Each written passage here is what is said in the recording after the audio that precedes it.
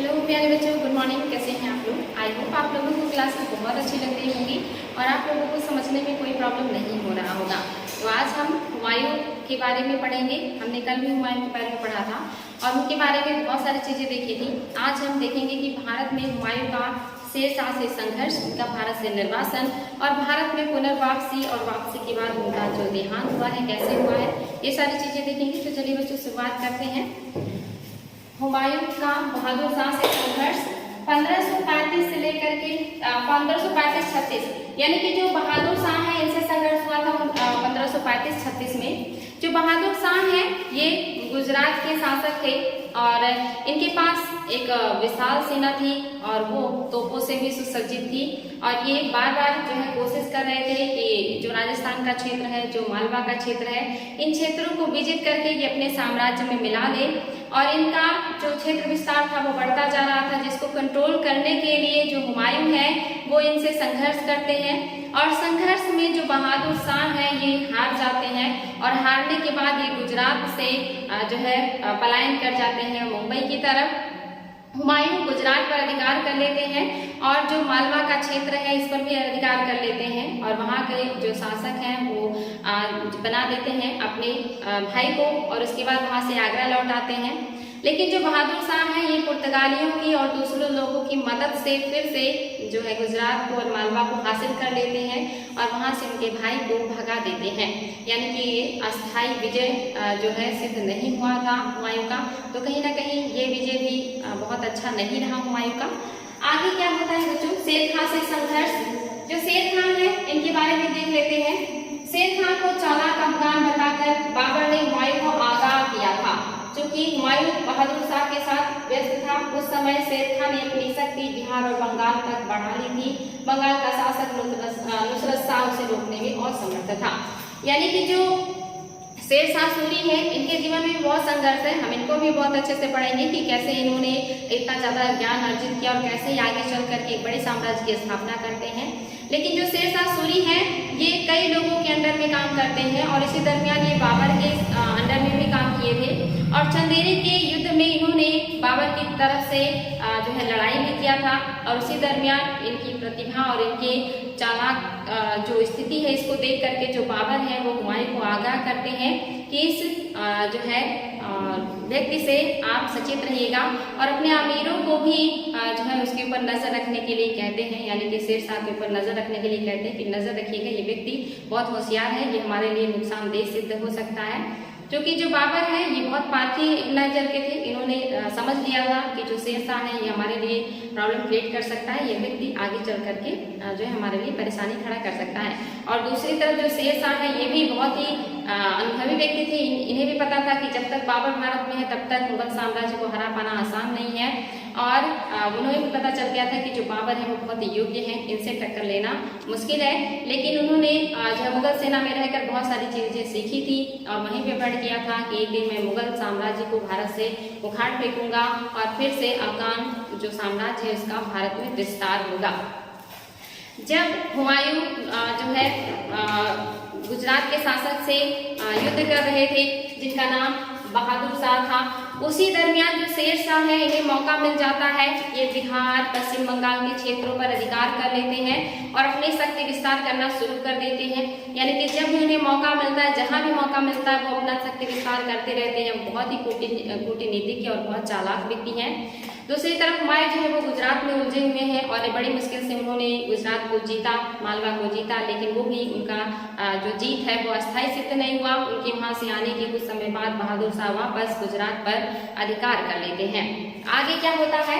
जो ये शेर खां है ये किस तरह से अपना क्षेत्र विस्तार कर रहे थे और जो बंगाल का शासक था नुसरत शाह ये इन्हें रोकने में असमर्थ था, वो उन्हें रोक नहीं पाता है क्योंकि एक अयोग्य शासक है। ये बाद में हुमायूं की मदद मांगता है और हुमायूं जाकर के उसकी मदद करते हैं। चुनार का विजय 1537 ईस्वी में। चुनार के किले के बारे में मैंने आप लोगों को कल भी बताया था कि जो चुनार का किला था सामरिक रूप से बहुत ही महत्वपूर्ण था, बहुत मजबूत था और इस पर शेरशाह की भी नजर थी और हुमायूं की भी। क्योंकि शेरशाह ने इस पर अधिकार कर लिया था और अधिकार करने के बाद वहाँ पर जो वहाँ की लाड मलिका नाम की एक विधवा थी, जिनके पति वहाँ के हवलदार थे, उनकी मृत्यु हो गई थी।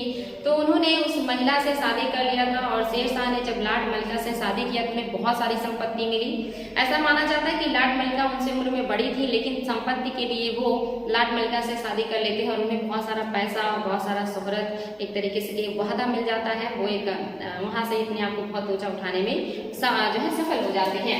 तो यही है, हुमायूं ने चुनार के किले पर घेरा डाला। शेर खां का योजना हुमायूं को लंबे समय तक रोक कर रखना था और उस दुर्ग का जो संरक्षक था उनका पुत्र कुतुब था और इसने लगभग हुमायूं को यहाँ पर 6 महीने तक रोक के रखा, क्योंकि जो शेर शाह थे उस किले की जो सुरक्षा है अपने पुत्र कुतुब को दे रखा था और उन्हें पता था कि हुमायूं जरूर इस किले को जीतने आएंगे।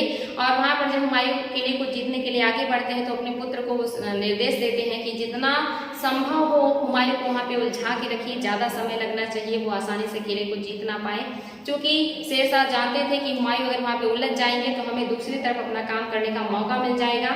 और हुआ यही, जो कुतुब खां है ये शेर शाह को लगभग 6 महीने तक चुनार के किले का जो घेरा डाले रहने पे मजबूर कर देते हैं, यानी कि वो किले को जीत नहीं पाते हैं और हुमायूं लगभग 6 महीने घेरा डाले बैठे रहते हैं।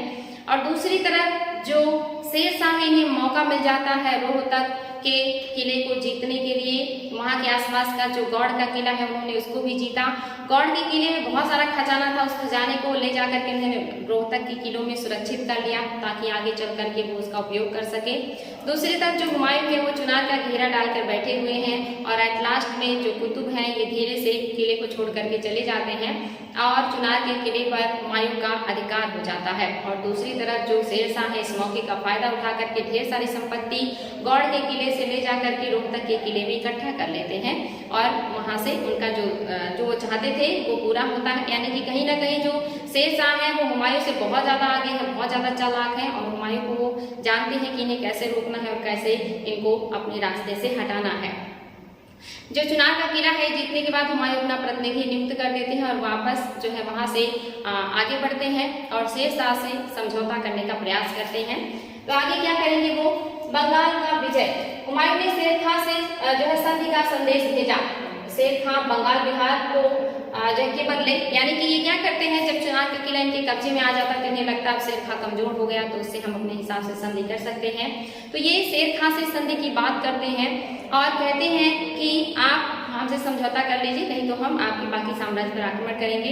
वहाँ पे जो शेर खां है बहुत समझदारी से काम लेते हैं और वो बिहार और बंगाल को खोना नहीं चाहते थे, बदले में जो गौड़ का किला है उसे भी नहीं खोना चाहते थे। इसलिए उन्होंने हुमायूं से कहा कि आप जो है बंगाल, बिहार और गौड़ का किला हमारे पास रहने दीजिए, इसके बदले मैं वार्षिक जो है 10 लाख जो टंका है वो आपके दरबार में भेज दिया करूँगा। और इस समझौते का जो काम है ये चल ही रहा था कि बीच में ही पश्चिम बंगाल या बंगाल का जो शासक नुसरत शाह था, जिसके किले को, गौड़ किले को शेर शाह ने घेर रखा था अधिकार करने के लिए, वो हुमायूं के पास संदेशा भेजता कि आप हमारी मदद कीजिए और गौड़ के किले पे जो लोगों ने घेरा डाल रखा उन पर आक्रमण करके उसकी सुरक्षा कीजिए। जो हुमायूं है ये शेर शाह से जो वार्ता चल रही थी संधि की, इसको बीच में ही छोड़ करके या तोड़ करके आगे बढ़ जाते हैं बंगाल में नुसरत शाह की मदद करने के लिए। यहाँ पे शेर शाह को मौका मिल जाता है कि हुमायूं के खिलाफ जितने भी अफगान जनता थी उनको भड़काने का, और वो जनता से कहते हैं कि हुमायूं अफगान साम्राज्य को बर्बाद करने आए हैं, ये हमारी संधि के लिए तैयार नहीं हो रहे हैं, यानी कि ये संधि नहीं करना चाहते हैं बल्कि हमारे साम्राज्य को नष्ट करना चाहते हैं। जिससे जो अफगान जनता थी उसका जो समर्थन है वो पूरी तरह से शेर शाह को मिल गया। दूसरी तरफ जो हुमायूं है ये बंगाल में आगे बढ़ करके जाते हैं और गौड़ के किले पर अधिकार कर लेते हैं, यानी कि वहां से जो शेर शाह है उनका कब्जा खत्म हो जाता है। और गौड़ के किले में अधिकार करने के बाद हुमायूं को बड़ी प्रसन्नता होती है, उन्हें लगता है कि चुनार का किला भी हम जीत गए हैं और गौड़ का किला भी जीत गए हैं। तो वो गौड़ के किले में जश्न मनाने लगते हैं और वहीं पे आराम करने लगते हैं और कई महीने का टाइम वो वहीं पे बिता देते हैं। जब वो आराम कर रहे थे, जश्न मना रहे थे, उस टाइम जो शेर शाह सूरी है या जो शेर खां है ये दूसरी तरफ अपने साम्राज्य विस्तार करने में लगे हुए थे। इन्होंने जो है जौनपुर और बनारस के क्षेत्र को घेर लिया और आसपास का जो क्षेत्र था, चुनार का किला था, इन सब पर इनका अधिकार हो गया। यानी कि हुमायूं जश्न में लगे हुए हैं और शेर खां दूसरी तरफ अपना साम्राज्य विस्तार कर रहे हैं। हुमायूं को वापस दिल्ली या आगरा लौटने का जो रास्ता है वो सारा ब्लॉक कर दिया शेर शाह ने, उन सारे क्षेत्रों पर अधिकार कर लिया। और बाद में जब पता चला हुमायूं को कि आगरा में उनके भाई हिंदाल ने जो है सिंहासन पर अपने आप को बैठा लिया है और उनका जो विश्वास पात्र था जिसे वो आगरा का देखभाल करने के लिए छोड़कर आए थे उसकी हत्या कर दी है, तो फिर वो बंगाल से निकलते हैं कि अपने भाई को दंडित करेंगे और आगरा पर फिर से अधिकार करेंगे। और जब वो बंगाल से निकलते हैं तो वो ग्रांड ट्रंक रोड से होकर के आते हैं, जो क्षेत्र अब अफगानों के हाथ में चला गया था। वो उनकी बहुत बड़ी भूल थी कि अफगानों के क्षेत्र से वो निकलते हैं जिस पर अफगानों का अधिकार था। और जब वो गंगा और कर्मनासा नदी के बीच में पहुंचते हैं तो वहीं पे शेरशाह सूरी की सेना भी दूसरी तरफ से जाके पहुंच जाती है जो है हुमायूं को रोकने के लिए। और जो हुमायूं की सेना है वो कर्मनासा और गंगा नदी के बीच के मैदान में फंस जाती है, उसे आगरा जाने का रास्ता नहीं मिलता है। और यहाँ पर जो शेरशाह है वो हुमायूं को लगभग 3 महीने तक रोक करके रखते हैं, क्योंकि शेरशाह का चाल था कि हुमायूं को जितना समय वो रोक करके रखे, क्योंकि जून के बाद से बारिश शुरू हो जाती है और जब बारिश शुरू होता है तो जो मैदान था इन दोनों नदियों के बीच का ये बहुत निचला इलाका था, यहाँ पे तुरंत बाढ़ आना शुरू हो जाता है। और जो शेरशाह था वो जानता था कि जैसे ही जून लगेगा बारिश शुरू हो जाएगा और नदियों में बाढ़ आएगा और जो मुगल सेना है वो इसी पानी में कहीं न कहीं डिस्टर्ब हो जाएगी या बर्बाद हो जाएगी।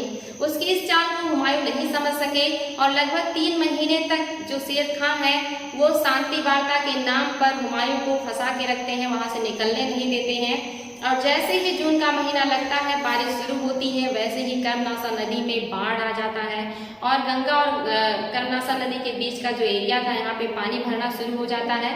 जो मुगल सेना थी उनकी जो तोपें थी, उनके जो हथियार थे वो बर्बाद हो जाते हैं पानी में और उनके जो तंबू थे जिसमें वो रहते थे, उनके जो शिविर थे उन सब में पानी भरने लगता है, जिसकी वजह से जो सेना है वो दिक्कत में आ जाती है। और शेरशाह को इसी घड़ी का इंतजार था कि कब हुमायूं की सारी चीजें बर्बाद हो, कमजोर हो और हम आक्रमण करें, क्योंकि हुमायूं के पास हमेशा से बड़ी सेना थी और शेर खां उनसे सीधी टक्कर लेना नहीं चाहते थे, इसीलिए वो बार बार समझौता करके बाहर निकल जाना चाहते थे। लेकिन इस बार जो मुगल सेना है उसके तोपें, उसकी सारी चीजें जब बर्बाद हो गई और जो सेना है वो तितर बितर होने लगी, उसे दिक्कत होने लगी, तो शेर खां को मौका मिला कि अब सीधे जो है हुमायूं से टक्कर लिया जा सकता है। और यहाँ पर जो है आप देखेंगे कि बंगाल विजय के बाद जब वो वापस लौटते हैं तो उन्हें किस तरह से प्रॉब्लम होता है। उसी दरमियान जो जब बंगाल में थे तो बनारस, कड़ा, संभल, कन्नौज आदि पर अधिकार कर लिया था शेरशाह ने और चुनार और जौनपुर को घेर लिया था। इस तरह से जो हुमायूं का मार्ग था वो अवरुद्ध कर दिया था शेरशाह ने। और 1529 में जो है जब वो आगरा के लिए निकलते हैं, जब हिंदाल उनके जो विश्वास पात्र शेख बहलोल थे उनकी हत्या करके आगरा की राजगद्दी पर अधिकार कर लेते हैं, तो हुमायूं चौसा के मैदान में पहुंचते हैं जो कर्मनासा और गंगा नदी के बीच में है और यहीं पे वो घिर जाते हैं, आगरा नहीं जा पाते। और यहीं पर क्या होता है इनके साथ ये दुर्घटना होती है कि नदियों में बाढ़ आ जाता है और बाढ़ आने की वजह से जो सेना है, जो इनके हथियार है, ये तितर बितर हो जाते हैं और यहाँ पर शेर खां इनके ऊपर अचानक से हमला कर देता है और जो मुगल सेना है उसमें भगदड़ मच जाती है, क्योंकि उनके जो बाकी के हथियार थे वो पानी में बर्बाद हो चुके थे और उन्हें अपने खाने पीने रहने की भी व्यवस्था नहीं हो पा रही थी। और अचानक से शेरशाह सूरी का आक्रमण होने से सेना और भी ज़्यादा डिस्टर्ब हो जाती है और वहाँ पे बहुत सारे लोग जो है मुगल सेना मारे जाते हैं। यहाँ तक कि जो हुमायूं है ये लड़ने का पूरा प्रयास करते हैं, लड़ते भी हैं, लेकिन बाद में जो है उन्हें अपनी जान बचाने के लिए घोड़े सहित नदी में कूद जाना पड़ता है। और यहीं पर जब ये नदी में कूद जाते हैं तो इनकी जान एक भिश्ती बचाता है जिसका नाम निजाम था और उसने जब उनका जान बचाया तो वो बहुत प्रसन्न हुए और जब आगरा पहुंचे तो उस भिश्ती को आधे दिन के लिए उन्होंने सम्राट बना दिया था। एग्जाम में क्वेश्चन आता है कि उस भिश्ती का क्या नाम था जिसने हुमायूं को डूबने से बचाया था, तो उस भिश्ती का नाम निजाम था। और इसी को जो शेरशाह है, जो हुमायूं है, उन्होंने आधे दिन के लिए सम्राट बनाया था भारत का। जैसे आपने नायक मूवी देखा था उसमें जो अनिल कपूर थे, इन्हें एक दिन के लिए सीएम बनाया गया था, कुछ ऐसा ही था। जब ये आधे दिन के लिए सम्राट बनते हैं तो उसमें ये चमड़े का सिक्का चलाते हैं। एग्जाम में क्वेश्चन आया है कि चमड़े का सिक्का कौन चलाया था, तो ये निजाम भिश्ती ने चलाया था जब ये आधे दिन के लिए सम्राट बने थे हुमायूं के संरक्षण में।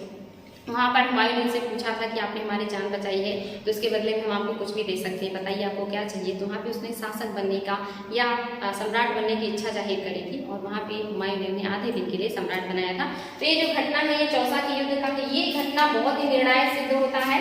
यानी कि जैसे आप देखेंगे अंग्रेजों का जो प्लासी का विजय था कुछ उसी तरह का है कि प्लासी विजय से अंग्रेज अपने आप को जो है वहाँ पे एक तरीके से स्टैंड कर पाए थे, लेकिन पूरी तरह से सुदृढ़ तरीके से जो स्टैब्लिश किया था वो उन्होंने बक्सर के युद्ध से किया था। वैसे ही शेरशाह ने चौसा के युद्ध में हुमायूं को हरा दिया और उनको वहां से जो है कमजोर कर दिया इतना ज्यादा, यानी कि अपने पैर को वहां मजबूत किया उन्होंने। लेकिन इसके बाद जब कन्नौज का युद्ध होगा तो वो पूरी तरह से अपने आप को यहाँ का शासक बना लेंगे दिल्ली का, और जो हुमायूं है इनको वहां से भगा देंगे। कुछ वैसा ही ये दोनों युद्ध हुआ है जो है चौसा, और चौसा के अगले साल ही कन्नौज का युद्ध हुआ है जिसको बिलग्राम का युद्ध भी कहते हैं, जिसमें हुमायूं बुरी तरह हारते हैं और उन्हें भारत छोड़कर भागना पड़ता है। और यहाँ शेर खां स्टैंड करते हैं और वहां पे अपने आप को पूरी तरह से स्टैब्लिश कर लेते हैं भारत के शासक के रूप में। तो ये दोनों युद्ध बहुत इंपॉर्टेंट है। एक तो चौसा का युद्ध जो हुआ 1539 में, और दूसरा जो है ये कन्नौज का युद्ध है या इसी को बिलग्राम का युद्ध भी कहते हैं, और ये 1540 में हुआ था। ये भी इंपॉर्टेंट है बच्चों, ध्यान देंगे। इस युद्ध के बाद हुमायूं क्या करते हैं, जब आगरा में जाते हैं और आगरा में हिस्ट्री को आधे दिन का शासक बनाते हैं, फिर उनके जो भाई हिंदाल हैं वो आकर के हुमायूं से माफी मांग लेते हैं और जो हुमायूं उन्हें क्षमा कर देते हैं। अपने भाइयों की इतनी बड़ी बड़ी गलतियों को हुमायूं बार बार क्षमा कर देते हैं और बार बार उन्हें फिर से गलती करने का मौका देते हैं, जबकि उन्हें यहाँ पे उनको दंडित करना चाहिए था, लेकिन वो ऐसा नहीं करते हैं।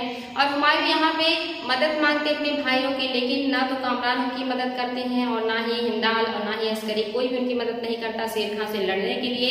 और जो कामरान है जो उस समय उनके पास बड़ी सेना थी और वो आगरा में उस समय थे, वो अपनी सेना को लेकर के वहां से चले जाते हैं क्योंकि उनकी तबीयत खराब हो जाती है और उन्हें डाउट होता है कि हुमायूं ने उन्हें जहर दिला दिया है। और अपनी सेना लेकर के जैसे ही आगरा से चले जाते हैं, शेर खां को मौका मिल जाता है, उन्हें पता चल जाता है कि हुमायूं अकेले हैं, उनके भाइयों की मदद नहीं कर रहे हैं और बहुत सारा सेना और बहुत सारे हथियार वो तो पानी में बह चुके हैं, बर्बाद हो चुके हैं। तो सही मौका है हुमायूं को पूरी तरह हराने का, और जो शेर खां है ये फिर से हुमायूं के ऊपर आक्रमण कर देते हैं। और जब ये आक्रमण है फाइनल आक्रमण, जिसको कन्नौज या बिलग्राम का युद्ध कहते हैं, जो 1540 में हुआ है, यहाँ पे जो हुमायूं है ये बुरी तरह हारते हैं और यहाँ पे हारने के बाद ये भारत छोड़ करके जो है बाहर भागने के लिए मजबूर हो जाते हैं। जो शेर खां है हुमायूं को हरा देते हैं और यहाँ से निर्णय हो जाता है कि अब मुगल नहीं बल्कि भारत की गद्दी पर जो शासन करेंगे वो अफगान होंगे। और यहाँ से जो हुमायूं है आगरा भाग के जाते हैं, लेकिन जो शेर खां है उनका पीछा करते हुए आगरा पहुंच जाते हैं। हुमायूं वहां से अपनी पत्नी, अपने बच्चे और अपने कुछ लोगों के साथ, खजाने के साथ वहां से पलायन कर जाते हैं और वो जो है भागते हुए दिल्ली जाते हैं। शेर खां पीछा करते हुए वहां भी पहुंचते हैं। हुमायूं को वहां भी रुकना सुरक्षित नहीं लगा, तो फिर वो वहां से अपने भाई कामरान के पास काबुल चले जाते हैं, लाहौर चले जाते हैं, जो कि पंजाब में ही पड़ता है। शेर खां उनका पीछा करते हुए पंजाब तक गया और उसके बाद जो हुमायूं है, जब उन्हें अपने भाई से वहाँ कोई मदद नहीं मिलता है, जो कामरान है वो मदद करने से मना कर देते हैं, तो फिर वो लाहौर से जो है कंधार चले जाते हैं। और कंधार जब वो जाते हैं तो उन्हें पता चलता है कि उनके जो भाई हैं उनके खिलाफ षड्यंत्र कर रहे हैं, जो हिंदाल है, कामरान है, कि हुमायूं आएंगे तो उनको यहीं पे कैद कर लिया जाएगा और जो है उनको कैदी बना करके रखा जाएगा। जो बाकी का साम्राज्य होगा वो हम देखेंगे। तो यहाँ पे जब हुमायूं को पता चलता है कि उनके भाई उनके खिलाफ इतना बड़ा षड्यंत्र कर रहे हैं, उनको कैद करना चाह रहे हैं, कैदी के रूप में रखना चाह रहे हैं, फिर भी अपने भाइयों के खिलाफ कोई एक्शन नहीं लेते हैं। और जो अकबर है उनको जीजी आंगा और महामांगा, जो कि धाय माँ थी, जो उनकी देखभाल करती थी, उनके पास छोड़ करके अपनी पत्नी हमीदा बानो बेगम और अपने बाकी जो साथी हैं, जो लोग हैं, उनके साथ वो आगे बढ़ जाते हैं ईरान के लिए, और ताकि कुछ मदद मिले और अपने साम्राज्य को वापस प्राप्त कर सके, जो कि उनके पास ना तो उनके भाई मदद कर रहे थे, ना तो उनको संरक्षण देने वाला कोई था। तो वहां से वो चाहते हैं कि वो ईरान जाए, लेकिन उसके पहले वो एक और बार कोशिश करते हैं कि भारत का कोई शासक उनकी मदद करे, क्योंकि भारत के 2 शासकों ने उन्हें प्रॉमिस किया था कि जब भी जरूरत होगी वो मदद करेंगे। एक तो जोधपुर के शासक मालदेव थे और दूसरे जो थे ये राजकोट के शासक थे।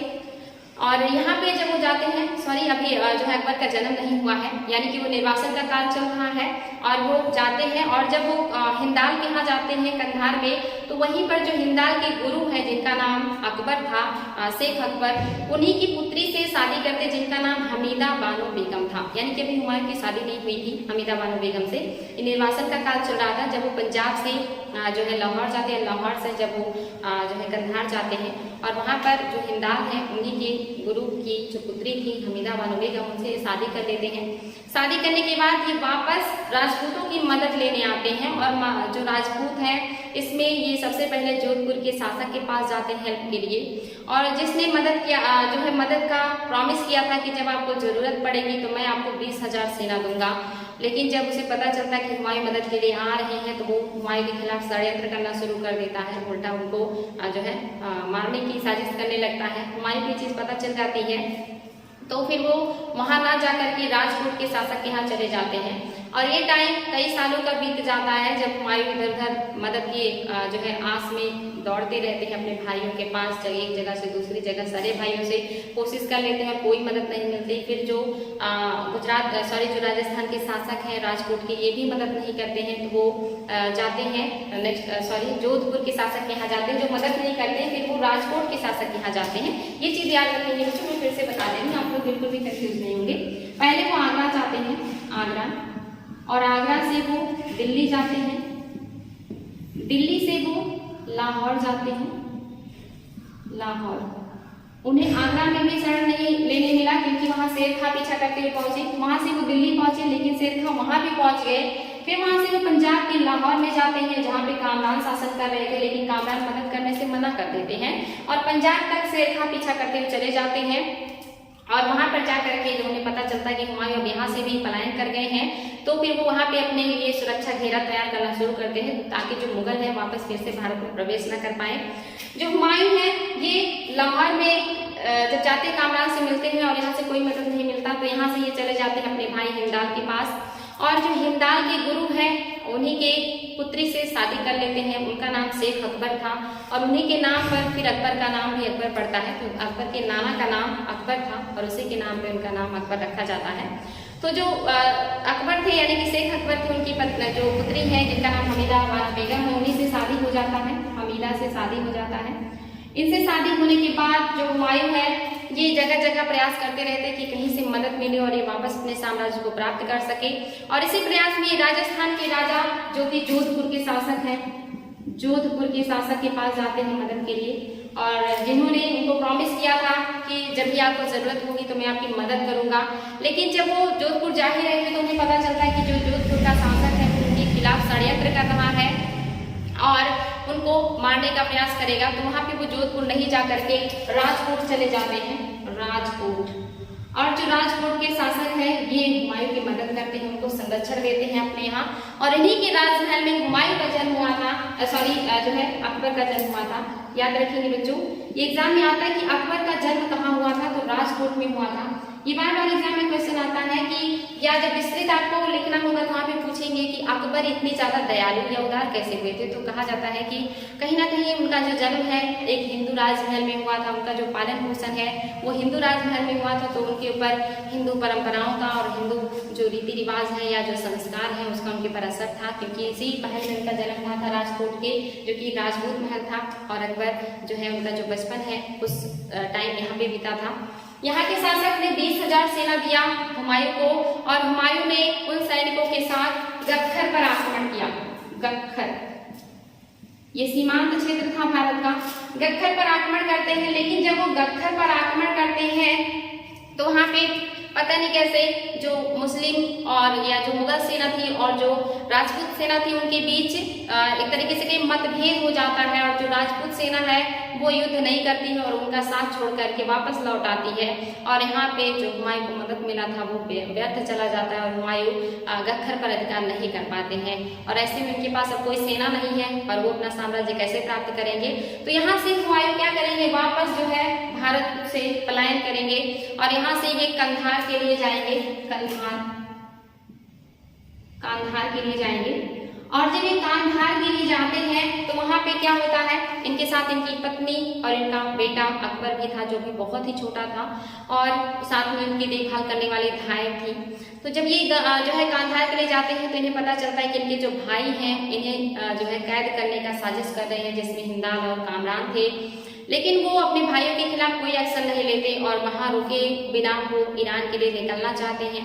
लेकिन अकबर चूंकि वे बहुत छोटे हैं और हुमायूं का कोई भी ठिकाना नहीं है, वो सोचते हैं मैं इतने छोटे से बच्चे को लेकर के कहाँ कहाँ भटकता रहूंगा, तो वो अपने बच्चे को अकबर को जो महामानगा है और जो जिंजी आनगा है इन्हीं के संरक्षण में छोड़ करके कांधार में अपनी पत्नी हमीदा बानो बेगम और बाकी लोगों के साथ ईरान चले जाते हैं।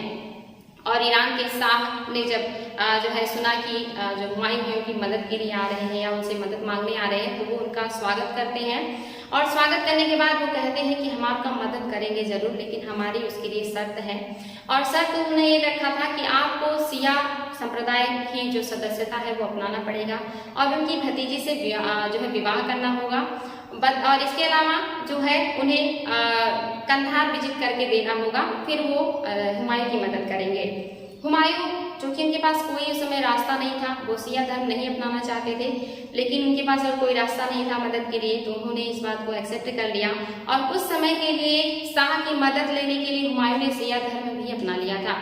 ऐसा ही इसके पहले आपने देखा था कि जो उनके दादा हैं या बाबा हैं, जो बाबर थे, सॉरी इनके जो पिता हैं बाबर, इन्होंने भी ऐसा किया था। मैंने आपको बताया था कि जब ईरान के शाह की मदद लिए थे वो समरकंद पर अधिकार करने के लिए, तो वहाँ पर भी जो ईरान का शाह है उसने भी बाबर को शिया धर्म अपनाने के लिए बात किया था। और वहाँ पे बाबर ने भी कुछ दिनों के लिए शिया धर्म अपनाया था और फिर जो ईरान का शाह उसने मदद किया था समरकंद पर अधिकार करने के लिए। लेकिन जैसे ही वो समरकंद से गया था, बाबर के हाथ से समरकंद फिर से चला गया था। सेम वही कंडीशन फिर उनके पुत्र के सामने आया है। और ईरान के शाह से जब वो मदद मांगे गए तो उन्होंने ये 2-3 शर्तें रखी, एक तो शिया धर्म अपनाना, दूसरा उनकी भतीजी से विवाह करना, तीसरा कंधार जीत करके हुमायूं को देना। हुमायूं के पास कोई रास्ता नहीं था और उन्होंने मजबूरी में सारी चीजें जो है मानी। और मानने के बाद जो वहाँ के शासक हैं उन्होंने उनको एक अच्छी खासी सेना दी, जिससे अब हुमायूं जो है फिर से शक्तिशाली हुए। और हुमायूं ने वापस अपना साम्राज्य प्राप्त करने के लिए सोचा कि कैसे हमें प्राप्त करना है। और उन्हें अपना ये सफर अब कंधार से ही शुरू करना था, क्योंकि कंधार में उनके भाई थे जो उस किले को देख रहे थे और वापस उन्हें उस कंधार को जीत करके ईरान के शाह को देना था। वो जो है आक्रमण कर देते हैं कंधार पर, और जो कंधार में कामरान शासन कर रहे थे वो हार जाते हैं। हुमायूं कंधार पर अधिकार कर लेते हैं और जो कंधार है वो वहाँ के जो शाह हैं ईरान के उनको दे देते हैं कि आप उनके प्रॉमिस के अकॉर्डिंग मैं आपको कंधार भेंट कर रहा हूँ, अब आप इसको संभालिए। और उसको देने के बाद वो काबुल पर आक्रमण कर देते हैं और काबुल पर आक्रमण करने के बाद वो जो है काबुल को जीत लेते हैं। लेकिन तभी उन्हें पता चलता है कि जो शिया का जो वहाँ के शासक थे उनका जो बेटा था जिसे उन्होंने कंधार में नियुक्त किया था उसकी मृत्यु हो गई है। तो वापस जो हुमायूं है कंधार को फिर से अपने अंडर में ले लेते हैं और अब कंधार और काबुल 2 क्षेत्र उनके पास थे। लेकिन इसी दरमियान जो हुमायूं है इनकी तबीयत खराब हो जाती है और जो कामरान है इस मौके के तलाशी में थे और उन्हें जैसे मौका मिलता है वो वापस कंधार पर अधिकार कर लेते हैं। और जब हुमायूं को पता चलता है काबुल में कि जो कंधार है उस पर वापस कामरान ने अधिकार कर लिया है, तो ये फिर से कंधार पर आक्रमण करते हैं और कंधार को फिर से विजित करते हैं।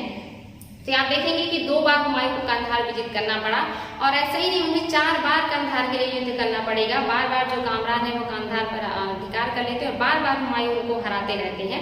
तो यहाँ पर जब वो दूसरी बार कामरान अधिकार कर लेते हैं और जो हुमायूं है ये काबुल से कंधार विजय के लिए जाते हैं, तो वहाँ पर जब हुमायूं तोप चला रहे थे किले की दीवारों पर, तो जो कामरान है वो अकबर को किले की दीवार पर बैठा देते हैं और हुमायूं जो है वो जब तोप चलाने जा रहे थे तो उन्हें पता चलता है कि उनका जो बेटा है वो किले की दीवार पर उनके भाई ने जो है बैठा दिया है। अकबर बहुत छोटे थे, महामानगा जो है वो अकबर को गोद में उठा लेती हैं और जो हुमायूं है वो तोप का जो मुख है वो दूसरी तरफ मोड़ देते हैं और अकबर जो है वो बच जाते हैं। लेकिन हुमायूं किसी तरह किले को जीत लेते हैं और जो कामरान है वो वहाँ से भाग जाते हैं और जो हुमायूं है वो किसी तरह अपने बेटे को भी बचाते हैं और वापस कंधार पर विजय कर लेते हैं। तो ये जो घटना थी यहाँ पे महामानगा ने अपनी जान पर खेल करके अकबर को बचाया था, इसीलिए आगे चल करके आप देखेंगे कि अकबर उनको बहुत सम्मान देते हैं। तो यहाँ पे वो दोबारा कंधार पर अधिकार कर लेते हैं और वहाँ से वो जो है काबुल और इसके अलावा वो बदख्शा पे आक्रमण करने के लिए आगे बढ़ते हैं। और जैसे ही वो बदख्शा पर आक्रमण करने के लिए आगे बढ़ते हैं वैसे ही जो कामरान है ये वापस उज़्बेकों की मदद से फिर से कंधार पर अधिकार कर लेते हैं और बदख्शा विजित करने के बाद हुमायूं फिर से वापस कंधार पर आक्रमण करेंगे और कंधार पर आक्रमण करके अपने भाई को हराएंगे। और इस बार हारने के बाद जो कामरान है ये भेष बदल करके जान बचा करके वहां से भाग जाते हैं और जो हुमायूं के पास अब कंधार, काबुल और बदख्शा का क्षेत्र आ गया था। जो हुमायूं है अब ये बल्ख का विजय करना चाहते हैं और ये बल्ख का अभियान करते हैं और बल्ख के अभियान के दौरान फिर से एक बार जो कामरान है ये कांधार पर अधिकार कर लेते हैं। और चौथी बार जो हुमायूं है वापस कामरान को हराते हैं और कामरान को अब कोई शरण देने वाला नहीं मिलता, क्योंकि जो बदख्शा है, जो बल्ख है, जो काबुल है, कांधार है, ये सारा क्षेत्र अब हुमायूं के हाथ में है। यानी कि भारत के उत्तर पश्चिम का जितना भी एरिया है वो अब हुमायूं के पास आ गया था। कामरान मदद के लिए यहाँ वहाँ भागते रहते हैं और जो गख्खर साम्राज्य था वहाँ पर जाते हैं, लेकिन जो गख्खर सरदार था उसने कामरान को हुमायूं को सौंप दिया। और जो कि हुमायूं इस बार बहुत ज़्यादा नाराज थे तो उन्होंने कामरान को अंधा करा दिया। और अंधा करने के बाद कामरान क्षमा मांगते हैं और काबुल जो है मक्का जाने की बात करते हैं कि आप हमें मक्का भेज दीजिए। तो वहाँ पे हुमायूं उनको मक्का भेज देते हैं।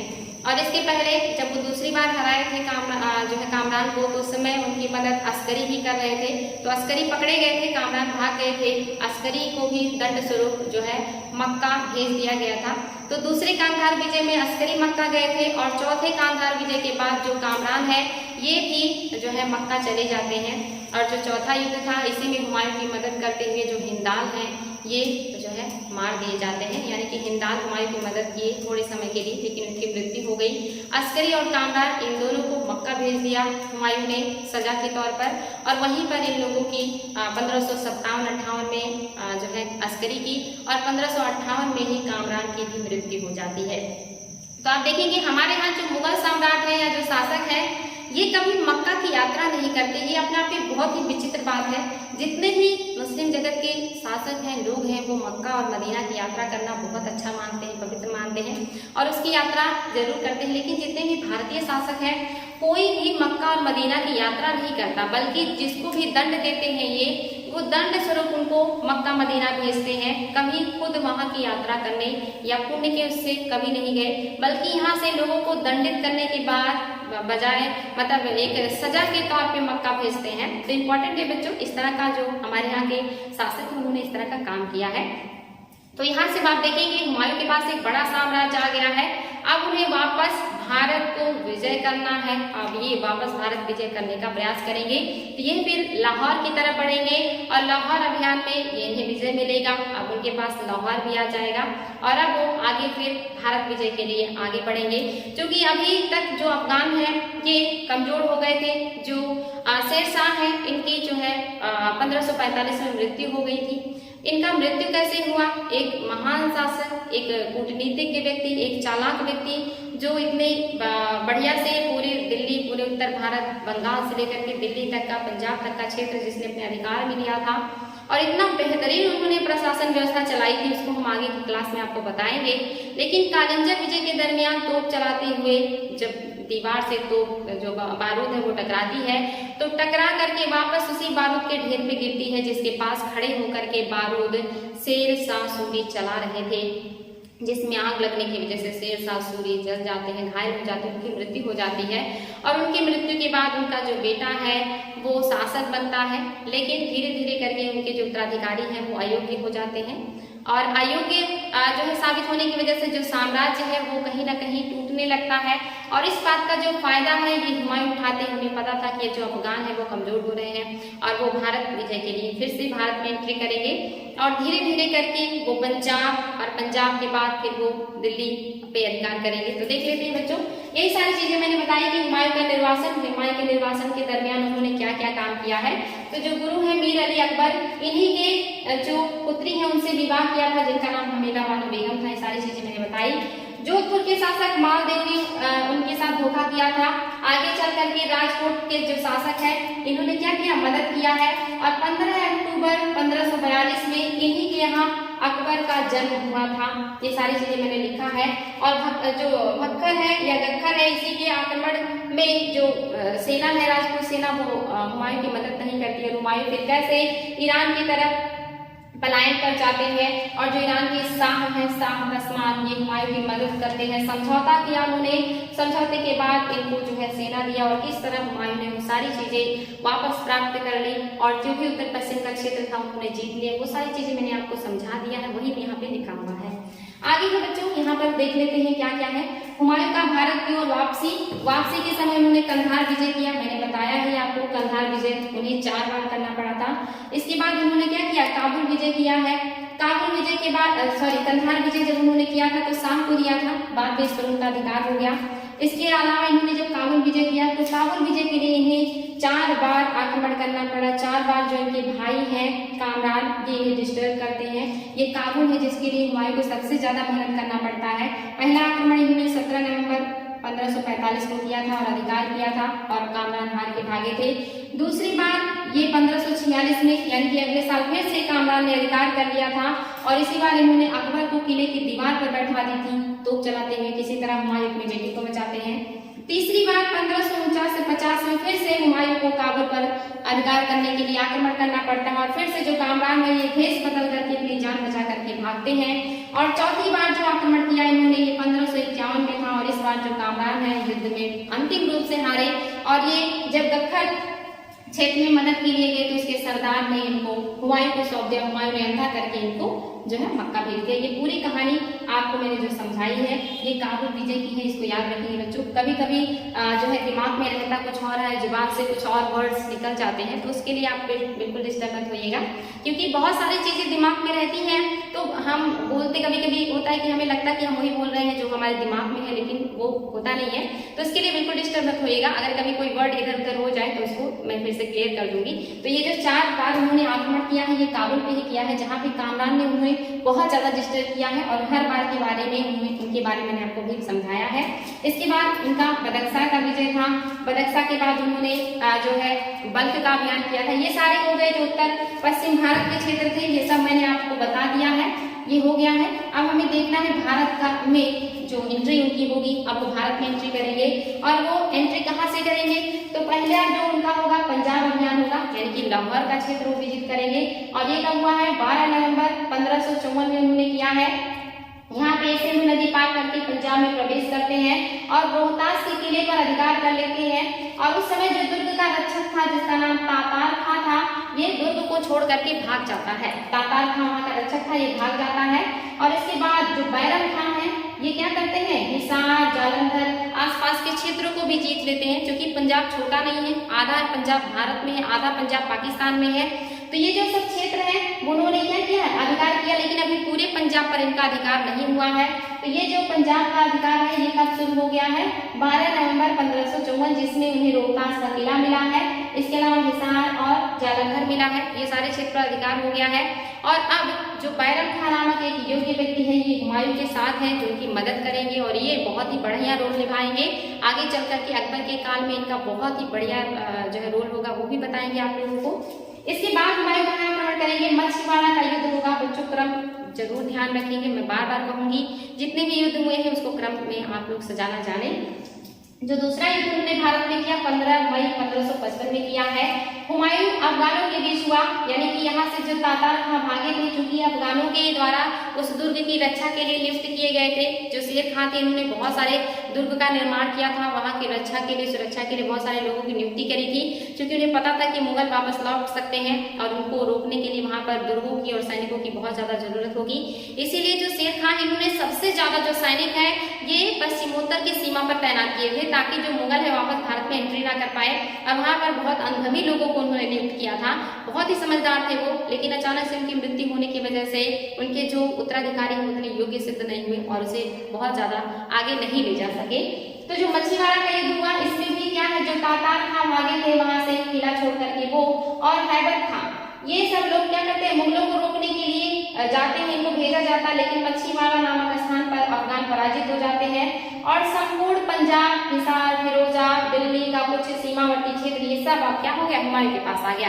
पहली बार जब उन्होंने आक्रमण किया पंजाब पर तो पंजाब के लगभग आधे हिस्से को उन्होंने अपने अधिकार में किया। तातार खां वहां से भाग गए, लेकिन दूसरी बार उन्होंने और भी लोगों के साथ मिलकर के, जिसमें हैबर खां भी थे, तातार खां भी थे, जो सेना का नेतृत्व कर रहे थे, फिर से हुमायूं को रोकने का प्रयास किए, लेकिन फिर से अफगान हारे और इस बार हुमायूं को और भी ज्यादा पूरा का पूरा पंजाब मिल गया। साथ ही जो दिल्ली से सटे हुए आसपास के एरिया थे उन सब पे अब हुमायूं का अधिकार हो गया है। अब उन्हें एक और युद्ध करना है और वो दिल्ली प्राप्त करना है। वो युद्ध कौन सा है, सरहिंद का युद्ध। ये कब हुआ है 22 जून 1555 को हुआ है। सिकंदर सूर एक विशाल सेना के साथ, जो कि उस समय अफगान जो है शासक था, आगे बढ़ा और सरहिंद के युद्ध में पराजित हुआ। साथ ही अफगानी जो सत्ता है वो समाप्त हो गई और 22 जुलाई 1555 को दिल्ली में पुनः मुगलों की स्थापना हो गया। यानी कि ये जो युद्ध है ये फाइनल कर देता है कि अब भारत में शासन कौन करेगा। फिर से जो अफगान में वो समाप्त हो गए सरहिंद के युद्ध से और मुगलों की स्थापना हो गई भारत में। यहाँ पे आपने देखा था कन्नौज के युद्ध से मुगल हटे थे और अफगान आए थे, लेकिन सरहिंद के युद्ध से अफगान हट गए और फिर से मुगल भारत पे स्थापित हो गए। अब यहाँ पे जो हुमायूं है बहुत सूझबूझ से काम लेंगे, क्योंकि इसके पहले इन्होंने जो गलतियां करी थी अब इन्होंने उससे सीखा और इन्होंने दिल्ली पर अधिकार करने के बाद पूरा का पूरा जो उत्तर भारत है और उत्तर पश्चिम का क्षेत्र है, इनके पास एक बड़ा साम्राज्य था। इनका कोई भाई नहीं था जो इन्हें डिस्टर्ब करे और ना ही इनका कोई इतना बड़ा शत्रु रह गया था जो इन्हें परेशान करे। तो एक बहुत बड़े साम्राज्य के अभी शासक बन चुके हैं और इन्होंने इस साम्राज्य के अलग अलग क्षेत्रों में अलग अलग प्रशासकों को नियुक्त किया, वहां का कंट्रोल दिया, जो कि इसके पहले नहीं किए थे। तभी एक जगह वो विद्रोह को दबाते थे और दूसरी तरफ विद्रोह हो जाता था, एक जगह वो अधिकार करते थे तो दूसरा क्षेत्र उनके हाथ से चला जाता था। इस बार उन्होंने बड़ी समझदारी से काम लिया और उन्होंने क्या किया है, अकबर को हिसार का जो है प्रशासक बनाया है। जो अबुल मालिक है इनको पंजाब और जो है उसके आसपास का क्षेत्र इनको दिया है। जो बैरम खान है इनको क्या किया है, सरहिंद का क्षेत्र दिया है। जो अबुल मालिक है कहाँ, पंजाब के गवर्नर है, और जो बैरम खान है ये सरहिंद के गवर्नर या प्रशासक हैं। जो तरती बेग है ये मेवात के गवर्नर या प्रशासक हैं। जो सिकंदर शाह खां उज़्बेक है ये आगरा के प्रशासक हैं। जो अली कुली खान है ये संभल के प्रशासक हैं। हैदर मोहम्मद खां आफ्ताब ये बयाना के प्रशासक बन जाते हैं। यानी कि उन्होंने अपने साम्राज्य के अलग अलग हिस्सों में अपने विश्वास पात्र और योग्य व्यक्तियों को नियुक्त किया कि आप हर जगह का प्रशासन चलाएंगे और इस बार हम अपने साम्राज्य को सुदृढ़ रूप से स्थापित करेंगे। यानी कि हुमायूं ने अपने आप को बहुत अच्छी तरीके से स्टैब्लिश कर लिया था दिल्ली में और अब वो शासन करना भी शुरू कर दिए थे। लेकिन दुर्भाग्य से 24 जनवरी को सीढ़ियों से गिरने की वजह से उन्हें पुस्तकें पढ़ने का बहुत शौक था और उन्होंने एक लाइब्रेरी भी बनाई थी, अपनी पर्सनल लाइब्रेरी, जिसमें वो डेली स्टडी करने के लिए जाया करते थे।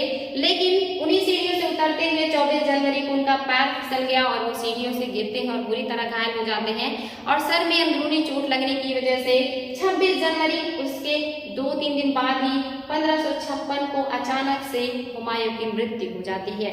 और ऐसा माना जाता है कि जब उनकी मृत्यु हुई तो क्योंकि ये इतनी अचानक घटना थी और जो आप देख रहे हैं अकबर ये हिसार में है और हिसार आप जानते हैं कि पंजाब के क्षेत्र में, हरियाणा के क्षेत्र में आता है। उस वक्त जो अकबर थे वो दिल्ली में मौजूद नहीं थे और ऐसे में कोई आक्रमण ना कर दे, अधिकार ना कर दे। जो हुमायूं है उन्हीं के जो है जैसे दिखने वाले व्यक्ति को हुमायूं के कपड़े पहना करके महल में घुमाया जाता था कि जब तक अकबर ना आ जाए तब तक लोगों को पता ना चले कि हुमायूं का डेथ हो गया है, उसको गुप्त रखा गया था। और ये सारी चीजें करने वाले जो है वो बैरम खां थे, ताकि जो हुमायूं है उन्हें जो है शासक बनाया जाए। और उस समय जो अकबर थे वो बहुत कम उम्र के थे, ऐसा माना जाता है कि 13 से 14 वर्ष के थे जब उनके पिता की मृत्यु हुई थी और इसके बाद जो अकबर का संघर्ष शुरू होगा। तो ये है बच्चों हुमायूं के बारे में आप लोगों ने आज बहुत सारी चीजें देखी। उन्होंने कितना ज्यादा संघर्ष किया, कितना निर्वासन, बिल्कुल अपने पिता की तरह ये भी अनवरत युद्ध करते रहे जैसे बाबर अनवरत युद्ध करते रहे। और जब उन्होंने इतने बड़े साम्राज्य की स्थापना कर ली और उनका कोई बड़ा दुश्मन नहीं रह गया और उन्हें अब जब शासन करने का टाइम आया तो अचानक से उनकी भी मृत्यु हुई। और ऐसे ही हुमायूं के साथ रहा, उन्होंने बहुत सारा संघर्ष किया और जब उन्होंने एक बड़े साम्राज्य की स्थापना कर ली और जब उनका कोई शत्रु नहीं रहा, उन्हें शासक बनकर अपने साम्राज्य का सुख भोगना था, तो अचानक से उनकी भी मृत्यु हो गई। ऐसे 2 मुगल शासक थे जो संघर्षरत ही रहे और उन्हें साम्राज्य का सुख नहीं मिला। लेकिन आगे चल करके जो अकबर हैं वो इसका भरपूर फायदा उठाते हैं, या कहिए कि सबसे बेहतरीन प्रशासन वो चलाते हैं और एक मिसाल बनाते हैं कि कोई विदेशी व्यक्ति भी बहुत अच्छे से काम कर सकता है, बशर्ते वो अच्छा इंसान हो। तो हम उनके बारे में भी देखेंगे। लेकिन कल हम पढ़ेंगे शेरशाह सूरी को, जिन्होंने हुमायूं को इतना ज़्यादा परेशान किया है। उनकी कुछ खास चीज़ें जो तत्कालीन लोगों में नहीं थी और उनकी बहुत सारी चीज़ों को अकबर ने अपनाया क्योंकि वो बहुत अच्छी थी और वो आगे चल करके अंग्रेजों के शासनकाल तक चलेंगी, उसको भी हम देखेंगे। बहुत अच्छा लगेगा बच्चों आप लोगों को, आगे भी बहुत इंटरेस्टिंग चीज़ें हैं। तो आई होप यहाँ समझ में आया होगा। अगर कोई भी वर्ड बोलने में कभी मुझसे चूक हो जाए या कभी मैं कुछ और कहूँ और दिमाग में कुछ और चले तो ऐसे में डिस्टर्ब बिल्कुल मत होइएगा, समझ लीजिएगा, क्योंकि अब तो आपको समझ में आने लगा होगा कि मैं क्या कहना चाहती हूँ। तो आज के लिए इतना ही, फिर मिलेंगे कल नए टॉपिक के साथ। Thank you.